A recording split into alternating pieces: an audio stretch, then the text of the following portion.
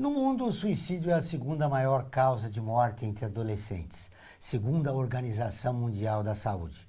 Aqui no nosso país, entre 2000 e 2015, os suicídios aumentaram em 65% entre jovens de 10 aos 14 anos e 45% dos 15 aos 29 anos, revela um levantamento do mapa da violência.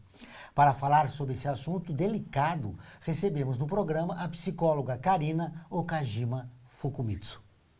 Está no ar o Observatório do Terceiro Setor, o olhar da cidadania.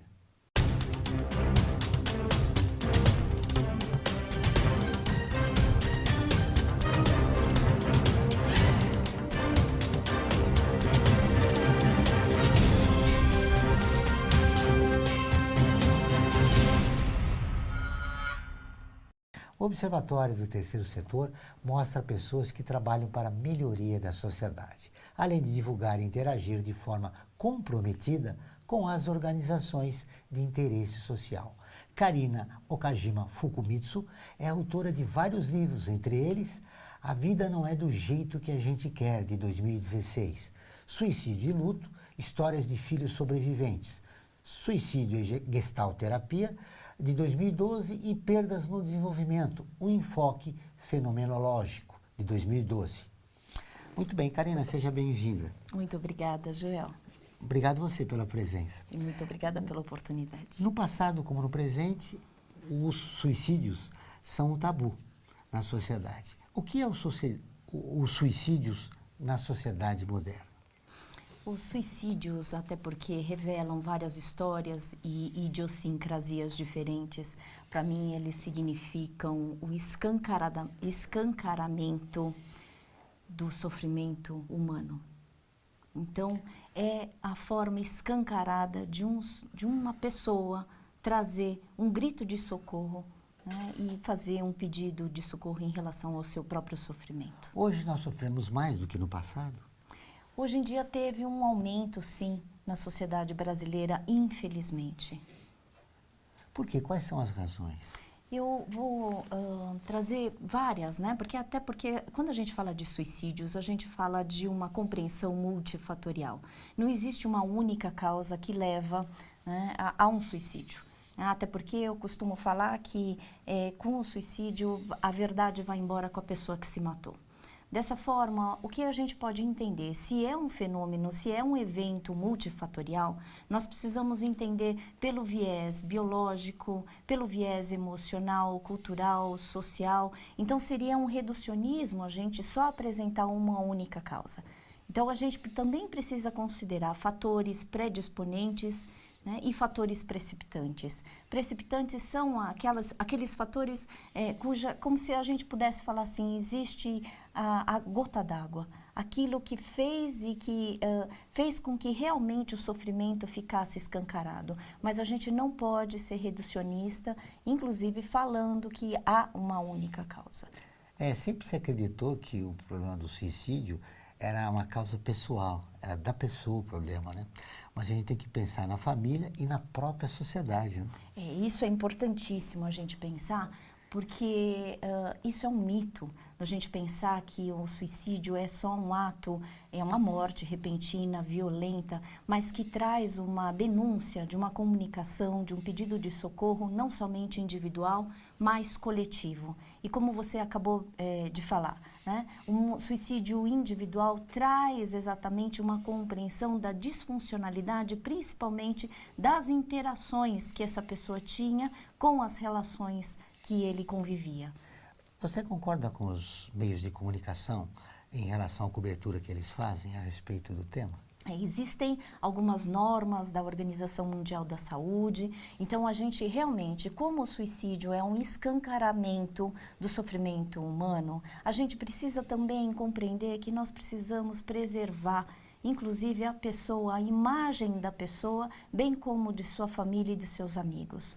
Isso quer dizer que eu não concordo, né, com a forma escancarada e sensacionalista de algumas notícias a respeito do suicídio.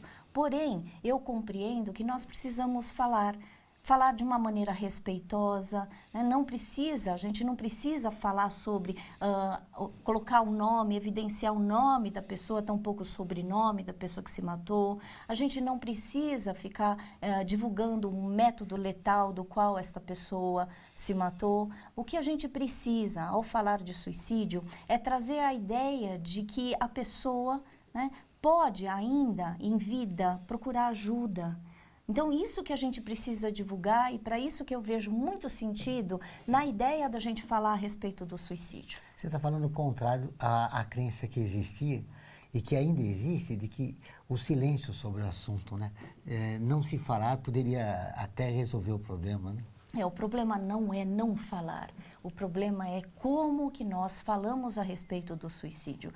Se for de uma maneira acolhedora, buscando, inclusive incentivando que as pessoas busquem ajuda, né? Se for de uma maneira para orientar os sinais de alerta, quais são os sinais de alerta, tanto verbais quanto comportamentais, quais são, né, por exemplo, se uma pessoa começa a se desfazer dos objetos importantes para ela, se ela começa a dar notícias, né, de que ela está se sentindo cansada, que ela está se sentindo sem sentido de vida, esses são os sinais que normalmente a gente precisa divulgar, né? É verdade.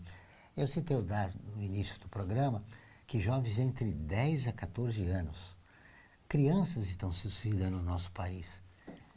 Isso é um absurdo, né? Há alguma coisa errada com a nossa sociedade. É uma tragédia e eu vou me remeter a um lindo artigo da Eliane Brum, que ela fala, inclusive, ela inverte a questão, né, no texto dela, e ela fala, por que não os jovens não se matam, né? Por que não a gente pensar? E por que eles estão se matando de uma maneira tão precoce? Uma das coisas que eu concordo com a Eliane Brum é exatamente a ideia de que nós estamos num mundo distópico, num mundo do qual, principalmente, a gente não faz junto, o caminhar, o tete a tete, esse olho no olho, quanta diferença faz, né? E que a gente perdeu. Né? A gente perdeu o contato humano, o privilégio de se nutrir com as relações, né, que é do humano. A gente perdeu também a capacidade da gente encontrar sentido na nossa vida, estando com o outro. É o estado de solidão da sociedade moderna que se acentuou agora com as redes sociais, com a internet. Sim, o isolamento é uma das grandes preocupações que eu tenho em relação à questão da prevenção. Uma das coisas, inclusive, um dos sinais de alerta, né, é também esse isolamento. Aliás, qualquer mudança abrupta de comportamento é um sinal de alerta. Porém, o isolamento está cada vez mais comum. Né? Eu tenho um amigo que é do CVV, que é húngaro, e ele fala uma coisa que eu acho lindíssima. Ele fala, antigamente nós perdíamos os nossos filhos para as ruas, e hoje em dia a gente perde os nossos filhos para os quartos. Então, isso é muito importante a gente pensar que, assim, o que os nossos filhos, a gente acha que dentro de casa e dentro dos quartos os nossos filhos estão seguros, porém isso não é verdade. Cada vez mais existe a necessidade da gente se aproximar, até porque eu acredito e criei uma frase, Joel, que quem está perto compreende, quem está longe julga. Que frase bonita que você falou, né? Você sabe por quê? A gente tem que mudar o conceito do que é solidão. Exato, exato. Ela tem um outro conceito agora. Os filhos estão bem perto de você, estão longe, né? Todas as terças e quintas-feiras, ao vivo, às 14 horas, tem programa de rádio Observatório do Terceiro Setor, onde recebemos especialistas que, junto com os ouvintes, debatem os principais temas da atualidade e do terceiro setor. Você pode ouvir pela rádio Trianon AM 740 ou em qualquer lugar do mundo, pela internet, do seu celular, computador ou tablet, pelo link que aparece na sua tela. Nós voltamos dentro de instantes.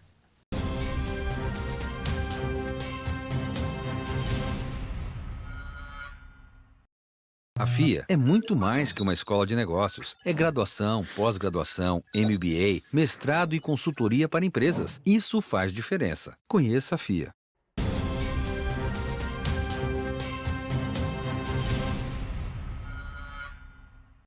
Voltamos com o Observatório do Terceiro Setor, o olhar da cidadania. E agora vamos para o quadro Você Conhece, onde mostramos histórias de personagens que fizeram a diferença. ela desafiou a justiça para que as mulheres tivessem direito ao voto no Brasil. Mieta Santiago. Você conhece?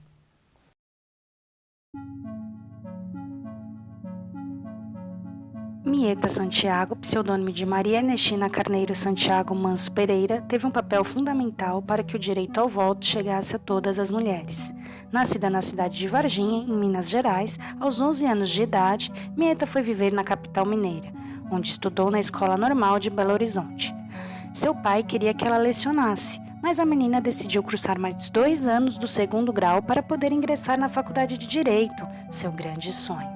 Durante o curso, teve contato com a literatura moderna e se apaixonou pelo gênero da poesia, tornando-se futuramente escritora.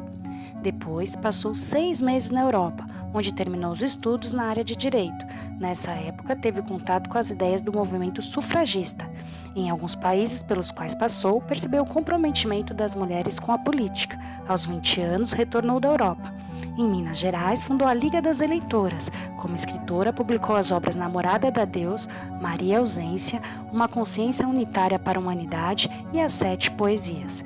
Com apenas 25 anos, Mieta desafiou a justiça no Brasil, impetrando um mandato de segurança em que alegava que o veto ao voto das mulheres contrariava o artigo 70 da Constituição Brasileira de 24 de fevereiro de 1891, então em vigor. O fato, inédito no Brasil, permitiu que Mieta se tornasse não só eleitora, mas também candidata e votasse em si mesma para o mandato de deputada federal. Embora ela não tenha conseguido se eleger, foi a primeira a exercer plenamente os seus direitos políticos.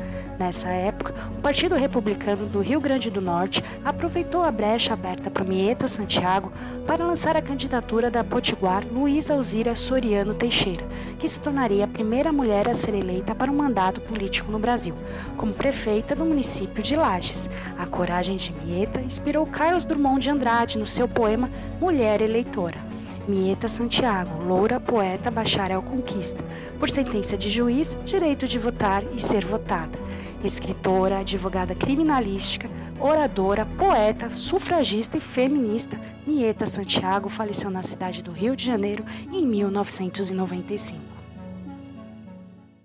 Que história bonita. As mulheres precisam conhecer quem foram as precursoras, né, desse movimento feminista brasileiro. Eu achei excepcional, Mieta, né, saber um pouquinho sobre a história dela. No meu último livro, A Vida Não É do Jeito que a Gente Quer, Joel, eu coloquei que a gente tem que ser agente de mudanças. Talvez exatamente por ter crescido com aquela ideia que todo mundo fala que japonês é tudo igual. Eu quis e faço questão de falar para as pessoas que a gente não pode ser medíocre na nossa diferença. Sendo assim, Mieta não foi medíocre na diferença dela. Ela fez totalmente uma mudança e ela ousou fazer diferente, que é isso que a gente precisa arriscar fazer na vida. Quando a pessoa tem um sentido na vida, ela geralmente não busca o suicídio, né? É o contrário que acontece, né? Quando a pessoa está bem perdida, que ela toma decisões assim como tentar se matar ou se matar mesmo. Eu gosto muito da proposta do Viktor Frankl, que fala que quando a gente tem um para que viver, a gente tem um como viver. Então, isso faz total de diferença, porque a gente pode, em alguns momentos da nossa vida, passar por momentos que a gente fala o que eu estou fazendo, qual que é o meu sentido de vida. E que a gente precisa buscar não somente sentido de vida, mas a gente tem que buscar aquilo que faz com que a gente se sinta vivo. Porque todos nós morreremos, não é, de fato? E o suicídio acaba sendo uma antecipação disso, exatamente por essa perda de sentidos de vida, perda de momentos que a gente fala, para que eu estou aqui? Para que eu existo? É a falta de sentidos que tem levado os jovens a tentarem o suicídio? Também, exatamente, né, trazendo novamente a discussão da Helene Brum, né, que traz que nós estamos num mundo distópico, né, num mundo de isolamentos, num mundo dos quais nós fazemos solitariamente. E isso é importante a gente pensar. Cada vez mais é importante a gente tentar acreditar que é o outro que nos nutre. Evidentemente, o outro nos machuca, mas a gente precisa entender que a gente não é autossuficiente.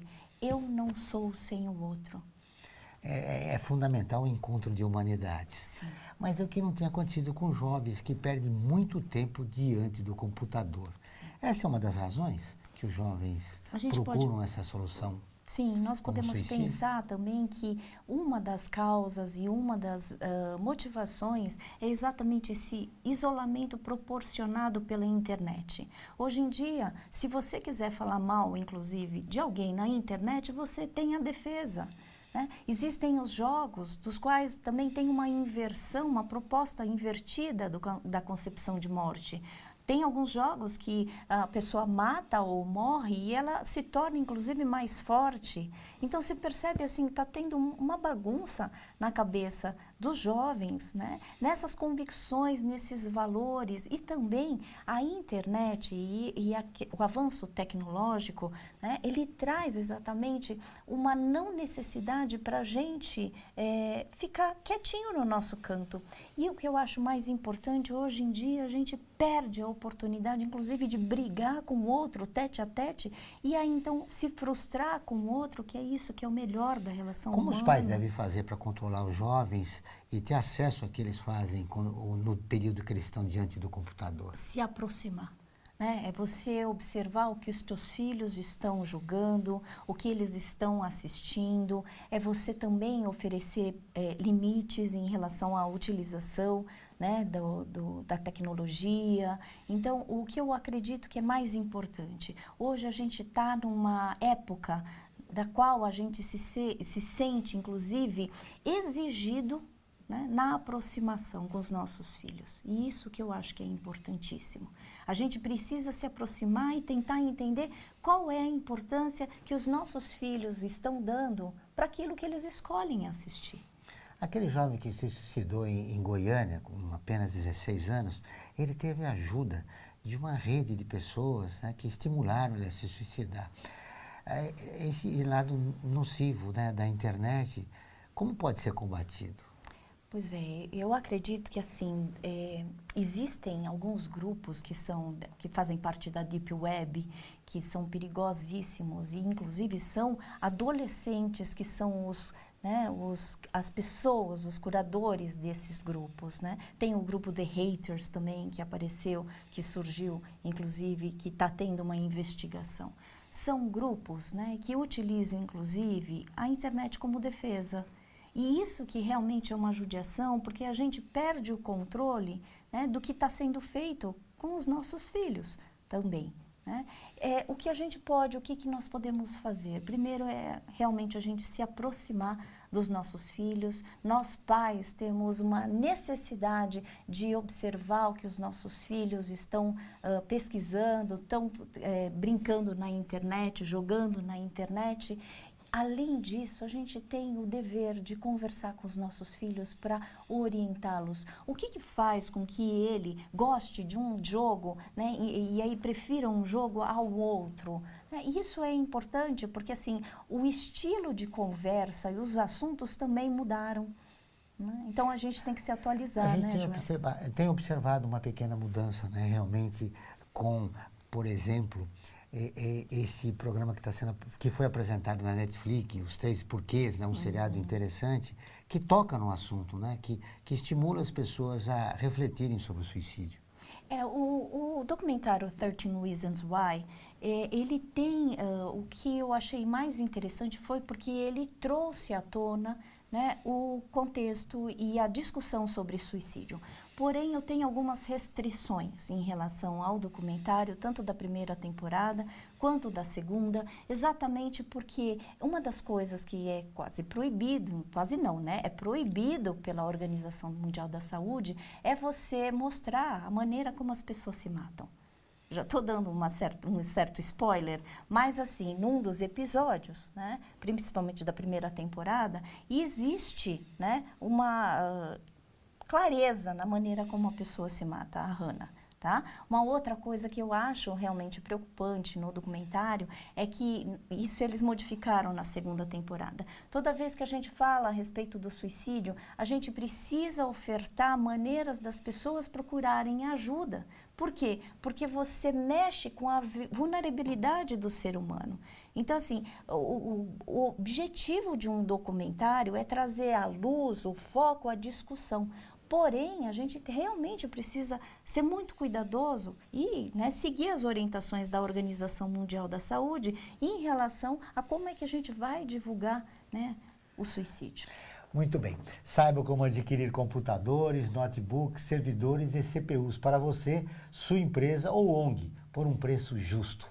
Assistência técnica, garantia de 1 ano e ainda contribuir com o meio ambiente. Acesse observatório3setor.org.br e clique no banner Remaker. Vamos para um breve intervalo e voltamos dentro de instantes.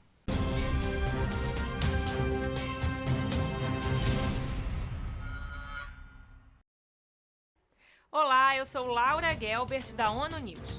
Notícias das Nações Unidas e do mundo você acompanha na página e nos programas do Observatório do Terceiro Setor, parceiro da ONU News. E para acompanhar diretamente a ONU News em português, acesse nossa página e redes sociais. Até lá!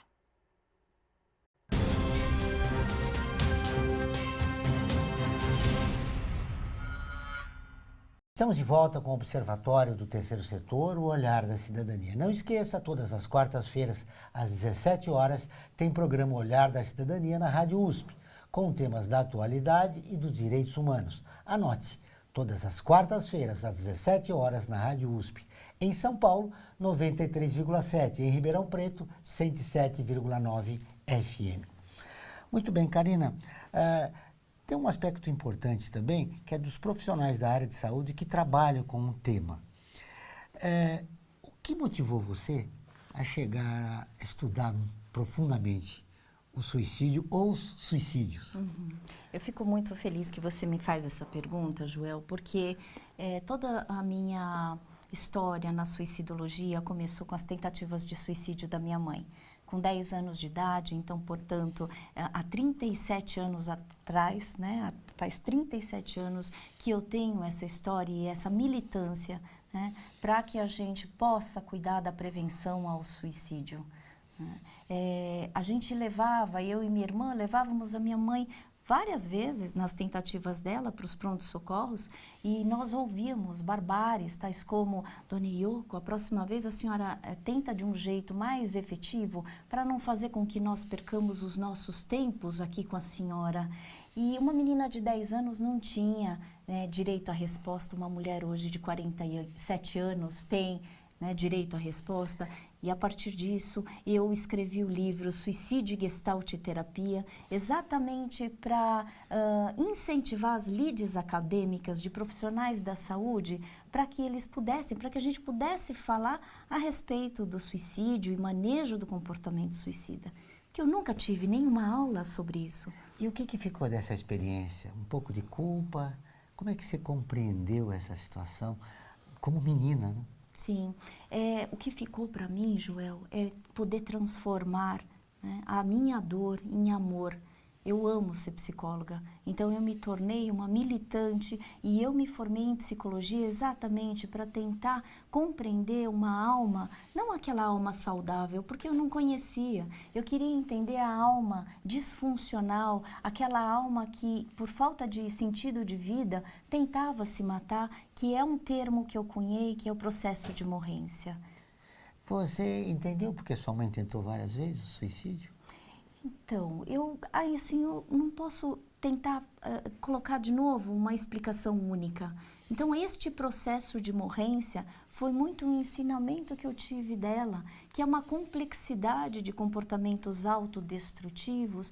O que eu fui aprendendo com ela e com a minha trajetória como familiar, como filha de uma pessoa que tentava sempre o suicídio, foi que as pessoas gritam, pedem por socorro e que a gente às vezes é lançado em processos autodestrutivos que é muito difícil de mudar, né? Então, é por isso que a gente precisa fazer a diferença, por isso que a gente precisa se dar conta exatamente das nossas insatisfações em vida, para que a gente não pense na morte como uma possibilidade.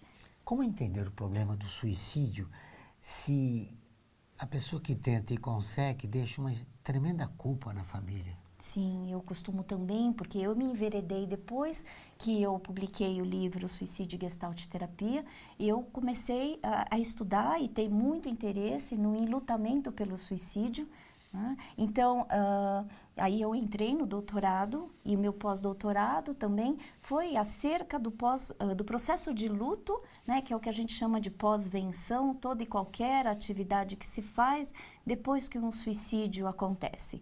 Já no doutorado, quando eu ingressei em 2009, eu comecei a fazer um questionamento que é quem mata quem quando um suicídio acontece.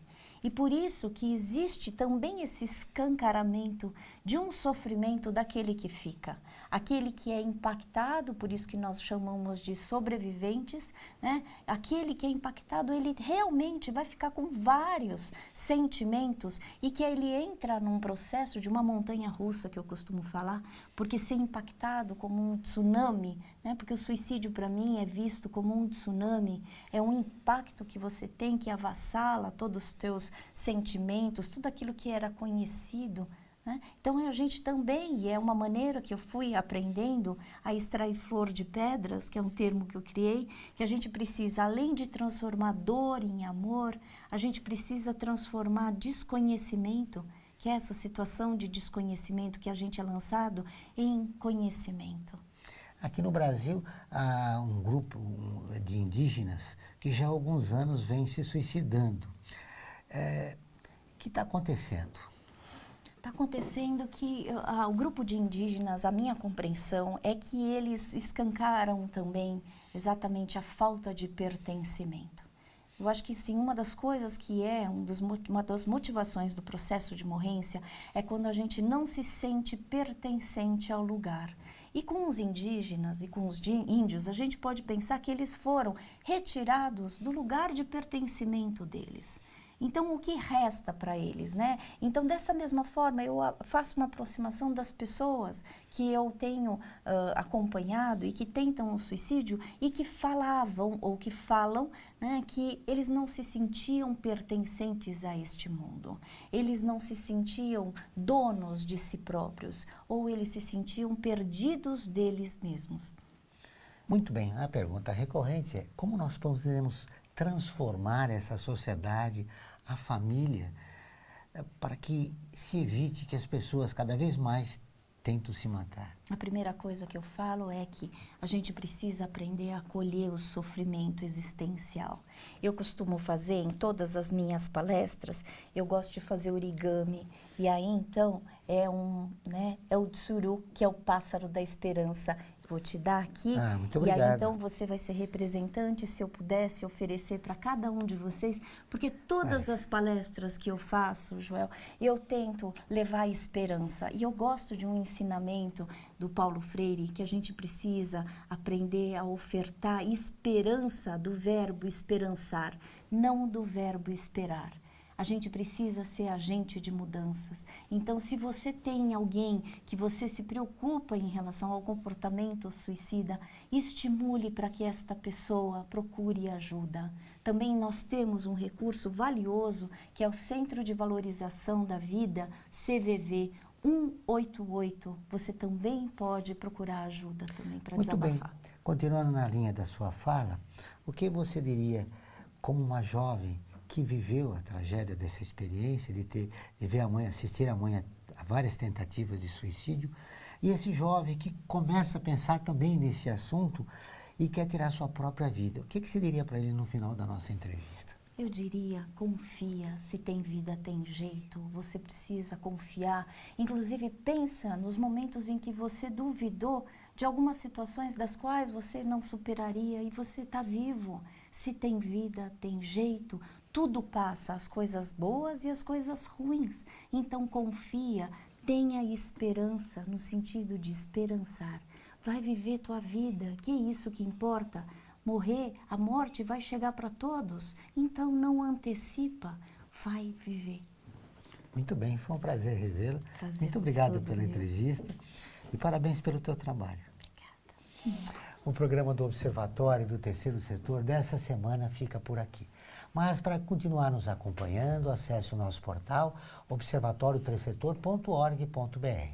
Lembrando que o Observatório é acessado em 173 países e atinge mais de 2 milhões de pessoas todos os meses. Voltaremos na próxima semana com o Observatório do Terceiro Setor, o olhar da cidadania. Até o próximo programa.